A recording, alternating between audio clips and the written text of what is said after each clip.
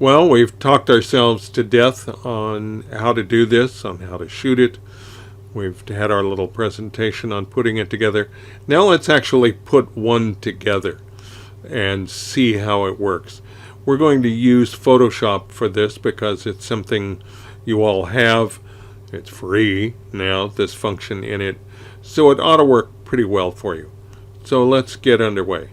So here we are in Bridge. And I've already got the files selected that we're going to use for this particular mosaic of Bridal Veil Falls. And you can see all but one of them in the window on top. There are several ways we could do this. In earlier versions of Photoshop, what you would do is go up here to the Tools window, go down to Photoshop, and there you could select Load Files into Photoshop Layers. From there you could group them or select them all by selecting the top one, shift-clicking on the bottom one, and then go into Auto Merge and put them all together. Now, you don't even have to go all the way into Photoshop to get this process underway. We can do it simply by selecting Photo Merge from this particular dialog. So we'll select that. These are big files to begin with, and there's a bunch of them, so this may take a minute and I'll come back to you. Once it knows what you want to do, it's going to open this dialog. This is the same dialog you would get if you were using the auto blend function that we talked about before. And we're just going to use auto and let her rip. We've already got these.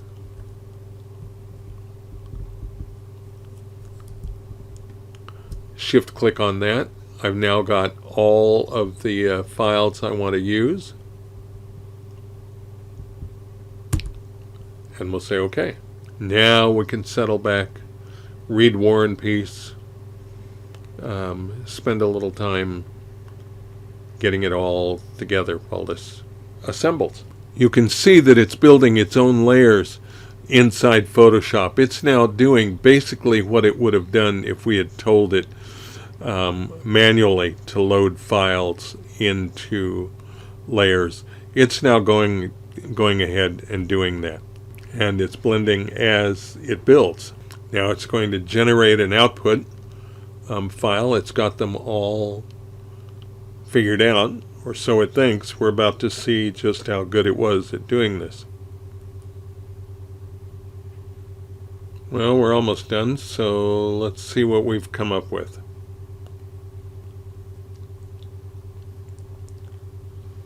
Remember, this is going to be one huge file, so it may take a bit for it to load.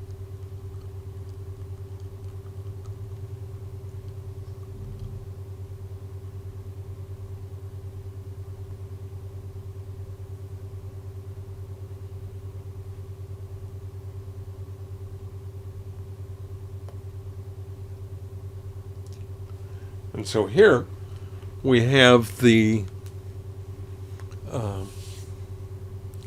finished piece. As you can see, when I said I was off a little when the camera moved, there is another image over here that doesn't fit. This row is quite off from where it should be. So the solution here is going to be to simply crop it.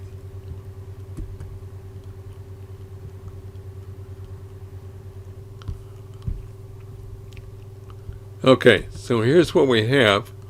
Now what we need to do is crop out this part that got screwed up because the camera moved.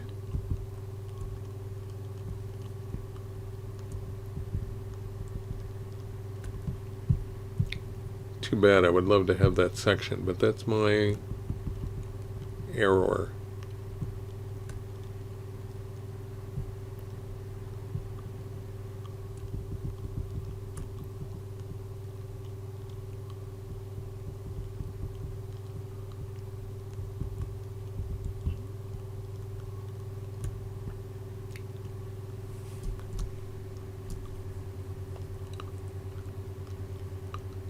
enter, it's going to crop it.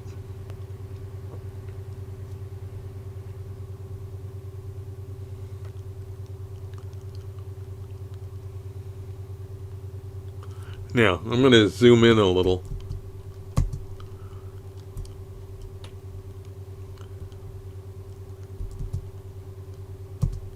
Can you get a sense of the detail that's in here?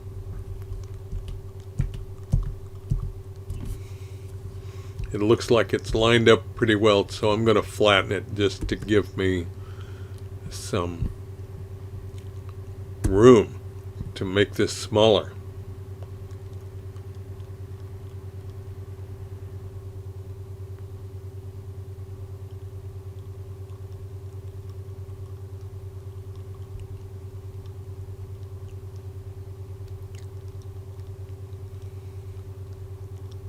Now I can do whatever editing I'm going to do.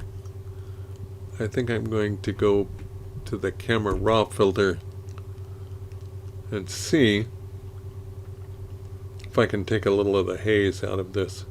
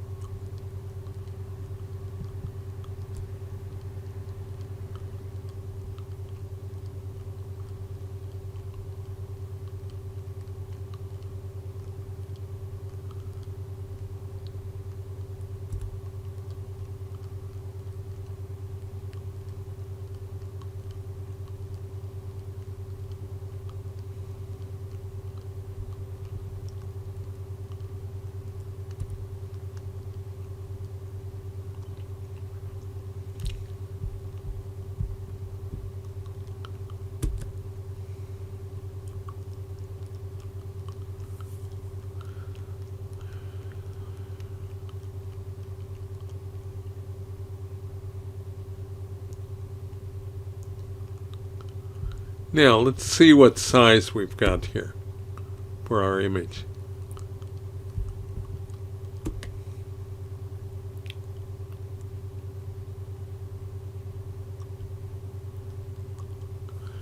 We are 700 or 7,000 pixels wide, 8,000 pixels high at 300. So what does that actually give us in terms of size?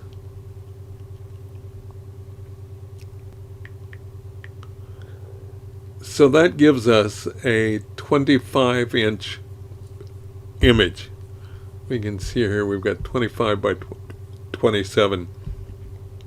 That's the native size of our file out of a 5D Mark II 20 meg camera.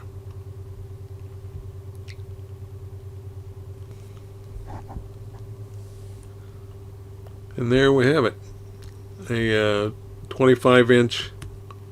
It would be minimal enlargement to go to make this something to fit in a 30-inch frame. It's 27 inches tall now.